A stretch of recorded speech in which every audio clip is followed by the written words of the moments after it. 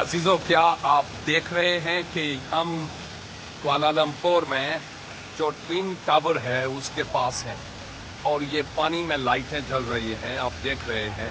और इसके साथ साथ मैंने अपने कान पे हाथ रख के आपको दिखा रहा हूँ और सुना भी रहा हूँ कि म्यूजिक चल रहा था और म्यूजिक के पीछे लाइटें चल रही थी, म्यूजिक के धुन पर।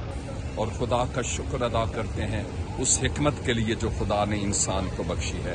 हम इस खूबसूरत समा के लिए खुदावंद का शुक्र अदा करते हैं। दुआ है खुदावंद आपको भी बरकत दे और वो वक्त लाए कि आप भी ऐसी जगहों पर आ सकें और खुदा के इन अजीब कामों को जो इंसानी हिकमत के तहत बने हैं उनको देख सकें और उसका शुक्र अदा करने वाले हों। देखिए, फिर से ये म्यूजिक चल पड़ा है और साथ ही साथ फव्वारे भी और कितनी खूबसूरत आवाजें भी सुन रहे हैं और लाइटें भी। हाँ, देखिए हम पर पानी भी आ रहा है। वाओ, अच्छा लग रहा है ना?